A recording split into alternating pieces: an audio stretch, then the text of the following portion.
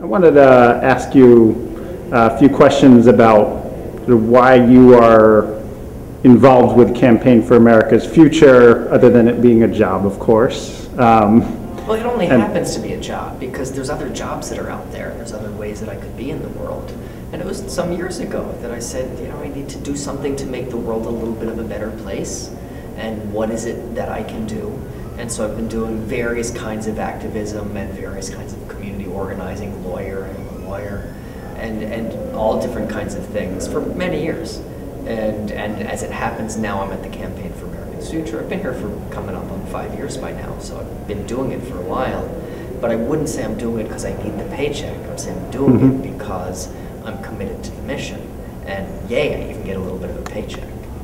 Definitely understandable. I think we're all aiming for the same. Well, nowadays, you know, not everybody has a paycheck, and they're not so easy to come by. So these are things that I don't take for granted. Okay, so why do you think people should be interested in this conference? I mean, what is America's future now, and why does it matter? I guess that's the question. The reason we need to have a conference like this and people are coming together for something like this is because we're all a little bit dispirited and disappointed. And this is the secret truth. I mean, on the one hand, yay, look at all of these really cool things that happened. We got a black guy elected president. It took a lot of mobilization to do that. We got this healthcare reform bill passed. We did a lot of really good stuff. We pulled the economy back off of the brink. And so we're supposed to be celebrating, yay. But instead, we're all kind of feeling blue, like what went wrong? And so what we're trying to do is pull people together to say, don't go home and be disappointed. What we need, change is hard, it's going to take years, it's not just one election cycle. Here's the good stuff that's happened so far, here's where we still need to go ahead of us. And so we're getting people together to really rally the base, motivate the troops. There's an election coming up. 2010 is an off-year election. The turnout will be low. It will matter which base will be able to turn out more of its numbers. And if the progressives are at home saying, boy, this is disappointing, this isn't what I wanted, then the Republicans, the conservatives are going to take over. And so we need the progressive base saying, this was really good so far, we need to keep on pushing, we need to drive farther, we need to be hungrier, we need to keep on demanding. It's going to take us 2, 3, 5 election cycles to get it done, and we're in it for the long haul. The civil rights didn't happen in one bill, the New Deal didn't happen all at once. And so these things take a couple of years and a couple of bills, and we need to keep on driving to get it there, not go home disappointed because we didn't get it. This is in many ways the big message of the conference. And that does seem pretty consistently what's being said. And it is great to hear that. Now, I have heard a bit about your book, which I found fascinating, and I want to give a little plug for it because I think it's a fascinating idea as a sequel to 1984 called 2044. You want to talk about that a little bit? I have to accept the invitation to plug my book. Thank you so much. So 2044, 2044, and in case I forget later, the URL, 2044thenovel.com, 2044thenovel.com. So here's the deal.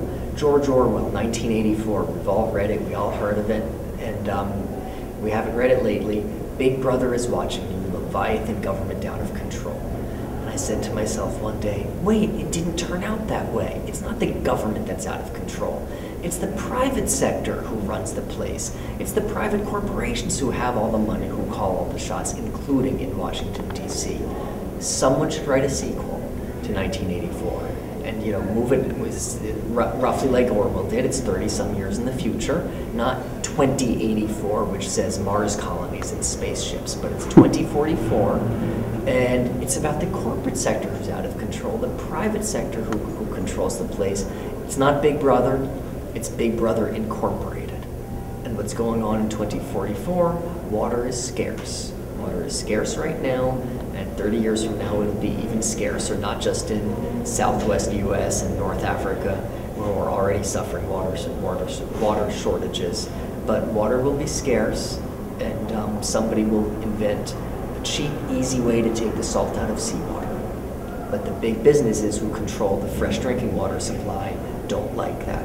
So there's the conflict, there's the plot. 2044thenovel.com. Buy the book, tell a friend, and see how it ends. Okay, great. I know I will. Actually just asked you about that before. But that actually ties me into what I've been asking everybody else, is sort of, where do you see things headed? And I mean, you have a concrete vision that's spelled out in a book of where things headed. So the big question is, how can we avoid that? Right. The book is more of a warning than a prediction. I mean, George Orwell's 1984. He wasn't expecting that it would be that way. Right. In fact, one of the reasons I wrote this book is to help it not be that way. And I guess I remain optimistic, or at least this minute I am optimistic. Ask me again on a rainy day. But I remember, as I said, I've been working for political change for some years. And I remember before the 2006 election saying to myself, if we don't really get some turning and get some winning in 06, maybe I can wait as long as 08, then I'm giving up. And I don't know what this is not working. So 06, we took back the House, Nancy Pelosi became Speaker.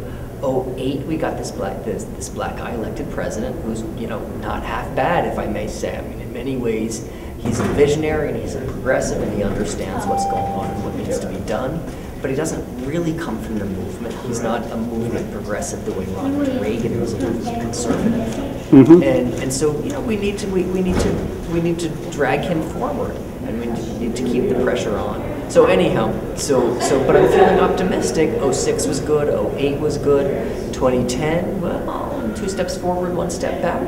But it's going to take us a little while to get this done, and I guess I'm just feeling better about it. The political infrastructure of mobilization is taking shape, and ultimately it still is just this much of a democracy. There's just enough going on that we can get some of the right people in some of the time. And I have enough faith in our underlying structures that I think if we push and we drive, maybe we can get this done. Maybe that Citizens United decision, the Supreme Court decision that basically puts unlimited corporate money in and fully establishes corporate personhood and so forth, maybe this will help us to turn the corner and take our government back. Or maybe this will be the death knell, and we really will be in 2044, the bad part. Stay tuned. Yeah. Great. So anything you would like to add in closing? I think we've talked about it. If not, shame on me. Well, let's talk about how to fix the economy. You want to get concrete for 1 minute? Sure. Delete me if you don't. How do we fix the economy? Rebuild the infrastructure. Parts made in America. Rebuild the old infrastructure, our leaky schools, and the new infrastructure, the high-speed rail. New energy, wind turbines, solar cells. Again, parts made in America. This is really important. Progressive taxation to fund all of this, and we're going to have to take on China on currency manipulation in order to rebuild things. That's why things are cheap, because they manipulate their currency. Right. And we just fixed it. How many seconds did that take? I mean, we have to get it done, unfortunately. Yeah. But we know how to do this. Isn't the average soundbite 7 seconds or something these days? This is New Deal kind of stuff. We actually know how to do this and what needs to be done. We just need to actually do it. Right. No, that's exactly right. And I presume we will be learning that over the next couple of days. We will be talking about all of this as this conference goes on. Panel on healthcare, panel on energy, panel on Wall Street reform, financial reform. So we get to the different dimensions of it. And in many ways, it all comes down to the same thing, which is that we need to take back our government. We need to take back voters need to assert their ability to control their own government. And we need to take on the corporate sector and Wall Street and all the rest of it. And then, if we can do that, we can get the healthcare we need, we can get the infrastructure we build, we can get the new energy policy, we can defeat the old oil companies. But in order to do that, we need to get the people, not the money, in charge of politics.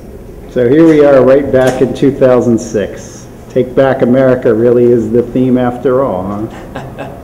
I guess in some ways we're still fighting.